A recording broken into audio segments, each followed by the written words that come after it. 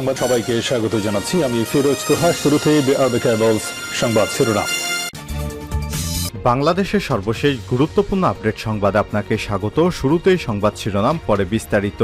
শুরুতেই জানিয়ে দিব, বাংলাদেশের চেয়ে হাসিনাকে প্রাধান্য দিয়ে এবার বিপাকে পড়েছে ভারতের প্রধানমন্ত্রী নরেন্দ্র মোদী। গত 5 আগস্ট শেখ হাসিনা বাংলাদেশ ছেড়ে ভারতে পালিয়ে যাচ্ছিলেন। এরপর বাংলাদেশের সঙ্গে সমস্ত সম্পর্ক বিচ্ছিন্ন হয়ে গেছে মোদীর। কারণ মোদী শুধুমাত্র একজন ব্যক্তির সঙ্গে সম্পর্ক স্থাপন করেছিলেন। তিনি দেশের সঙ্গে সম্পর্ক স্থাপন করতে ব্যর্থ হয়েছেন নরেন্দ্র মোদী। দক্ষিণ এশিয়ার কোন দেশের সঙ্গেই ভারতের নরেন্দ্র মোদী সরকার সম্পর্ক ভালো করতে পারেনি। শুধুমাত্র শেখ হাসিনা সরকারের সঙ্গেই সম্পর্ক ভালো করেছিলেন, কিন্তু সেটিও শেষ পর্যন্ত রক্ষা করতে পারলেন না। এরপর জানিয়ে দিব, নতুন শিক্ষা সচিব নিয়োগ। শনিবার জনপ্রশাসন মন্ত্রণালয়ে এক প্রজ্ঞাপনে সব তথ্য জানানো হয়েছে। নতুন শিক্ষা সচিব হিসেবে ডক্টর শেখ আব্দুর রশিদকে চুক্তিভিত্তিক নিয়োগ দিয়েছে অন্তর্বর্তী সরকার। এবারে জানিয়ে দিব, নিয়োগের 3 দিন পরই জননিরাপত্তা থেকে সরানো হলো সচিব মোকাব্বিরকে। নিয়োগের মাত্র 3 দিন পরই স্বরাষ্ট্র মন্ত্রণালয়ের জননিরাপত্তা বিভাগের দায়িত্ব থেকে সরানো হলো জ্যেষ্ঠ সচিব মোহাম্মদ মোকাব্বির হোসেনকে। এদিকে অবসরে যা 5 কর্মকর্তাকে চুক্তিভিত্তিক নিয়োগ দেওয়া হয়েছে। এবারে জানাবো, মহানগর বানিয়ে বিপদে পড়েছিলেন আশফাক নিপুণ। সম্প্রতি শেখ হাসিনা পালিয়ে যাওয়ার পর বাংলাদেশের সিনেমা নিয়ে ভারতের সঙ্গে এবার 2 বাংলা সিনেমা নিয়ে বিপাকে পড়েছে পরিচালকেরা। এরই ধারাবাহিকতায় এবার মহানগর সিনেমা বানিয়ে বিপাকে পড়েছেন আশফাক নিপুণ। এবং সর্বশেষ জানিয়ে দিব, ডিএমপিতে আবারও বড় রদবদল। একযোগে বদলি 12 এডিসি এবং 1 এসি। প্রিয় দর্শক, এতক্ষণ শুনছিলেন সংবাদ শিরোনাম, এবারে বিস্তারিত। তবে তার আগে বন্ধুরা, অনুরোধ থাকবে এই সংবাদটিতে একটি লাইক দিন। এই চ্যানেলে নতুন হয়ে থাকলে সংবাদটি দেখতে দেখতে চ্যানেলটি সাবস্ক্রাইব করে রাখুন। আর বন্ধুরা, কমেন্ট করে জানিয়ে দিন এই সংবাদ সম্পর্কে আপনার মূল্যবান মতামত। জানিয়ে দিন বন্ধুরা, এই সংবাদটি আপনি বিশ্বের কোন দেশ থেকে শুনছেন এবং দেখছেন। এবারে বিস্তারিত। বাংলাদেশের চেয়ে হাসিনাকে প্রাধান্য দিয়ে বিপাকে ভারত। ছাত্র জনতার গণ অভ্যুত্থানের মুখে গত 5 আগস্ট পদত্যাগ করে পালাতে বাধ্য হন সাবেক প্রধানমন্ত্রী শেখ হাসিনা। সেদিন ছাত্র জনতা যখন তার সরকারি বাসভবনের দিকে এগোচ্ছিল, ঠিক তখন তিনি গোপনে ভারত পালিয়ে যাচ্ছিলেন। সরকারি চাকরিতে কোটা সংস্কার নিয়ে গত জুন মাসে ওই আন্দোলন শুরু হয়। তবে 16 জুলাই যখন রংপুরের বেগম রোকেয়া বিশ্ববিদ্যালয়ের শিক্ষার্থী আবু সাইদ সহ সারা দেশে 6 জন নিহত হন, তখন এটি সরকার বিরোধী আন্দোলনের রূপ নেয়। তারই জেরে 5 আগস্ট পতন ঘটে শেখ হাসিনার 15 বছরের শাসনের। শেখ হাসিনার পতনের বিষয়টি ভারতের শঙ্কা তৈরি করে, কারণ তিনি ছিলেন দক্ষিণ এশিয়ার মধ্যে ভারতের সবচেয়ে বড় মিত্র। এ বিষয়ে ভারতের লেখক ও সম্পাদক রাহুল ত্রিপাঠী ফ্রান্স 24কে বলেছেন, ভারত সরকার শেখ হাসিনার উপর অতিরিক্ত, অন্যদিকে বাংলাদেশের উপর কম বিনিয়োগ করেছে। আর এ কারণেই দেশটি এমন সংখ্যায় পড়েছে। ফরাসি সংবাদ মাধ্যমটির প্রতিবেদনে বলা হয়েছে, গভীর সম্পর্ক গড়ার জন্য ভারতের প্রধানমন্ত্রী নরেন্দ্র মোদী ও বাংলাদেশের সাবেক প্রধানমন্ত্রী শেখ হাসিনা উভয় নিজ দেশে গণতন্ত্রের পশ্চাদপসরণকে উপেক্ষা করেছেন। শেখ হাসিনার পতনের পর ভারতের সংখ্যালঘুদের উপর হামলার ব্যাপারে যে সতর্কতা দিয়েছেন, সেটি ভণ্ডামি হিসেবে অভিহিত করেছে ফ্রান্স 224। সংবাদ মাধ্যমটিতে আরও বলা হয়েছে, শেখ হাসিনার পতনের বিষয়টি গত কয়েক বছর ধরেই তৈরি হচ্ছিল, যদিও সরকারি চাকরিতে কোটা সংস্কার নিয়ে শুরু হওয়া আন্দোলন তার শাসন অবসানের পথ তৈরি করেছে। কিন্তু গত 7 জানুয়ারি যখন তিনি অসচ্ছল নির্বাচনের মাধ্যমে চতুর্থবারের মতো ক্ষমতায় আসেন, তখন সাধারণ মানুষের ক্ষোভ আরও বৃদ্ধি পায়। এ বিষয়ে ভারতীয় লেখক ও সাংবাদিক দলিল ত্রিপাঠী বলেছেন, মোদী শুভেচ্ছা জানালেও পুরো বিষয়টি ছিল বাস্তবতা থেকে অনেক দূরে। ভারত শেখ হাসিনার উপর অতিরিক্ত আরও বাংলাদেশের উপর কম বিনিয়োগ করেছে। ভারত তার সব ডিম একটি ঝুড়িতেই রেখেছিল, আর ভূকৌশলগত দিক দিয়ে এটি অবশ্যই কোনো বুদ্ধিমান কিছু ছিল না। নতুন শিক্ষা সচিব নিয়োগ। নতুন শিক্ষা সচিব হিসেবে ডক্টর শেখ আব্দুর রশিদকে চুক্তিভিত্তিক নিয়োগ দিয়েছে অন্তর্বর্তী সরকার। শনিবার জনপ্রশাসন মন্ত্রণালয়ের এক প্রজ্ঞাপনে এই তথ্য জানানো হয়। এর আগে গত 13 আগস্ট পল্লী কর্ম সহায়ক ফাউন্ডেশনের পিকেএসএফ চেয়ারম্যান পদ থেকে ডক্টর এফ খায়রুল হোসেন পদত্যাগ করায় নতুন চেয়ারম্যান হিসেবে নিয়োগ পেয়েছিলেন সাবেক অতিরিক্ত সচিব ডক্টর শেখ আব্দুর রশিদ। এছাড়া ডক্টর শেখ আব্দুর রশিদ সহ প্রথমবার ৫ জনকে সচিব পদে চুক্তিভিত্তিক নিয়োগ দিল অন্তর্বর্তী সরকার।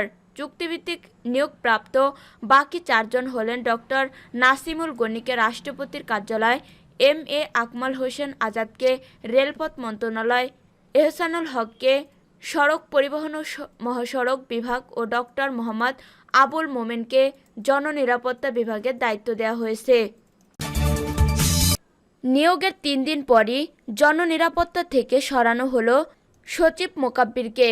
নিয়োগের ৩ দিন পরই স্বরাষ্ট্র মন্ত্রণালয়ের জননিরাপত্তা বিভাগের দায়িত্ব থেকে সরানো হলো জ্যেষ্ঠ সচিব মোহাম্মদ মোকাব্বির হোসেনকে।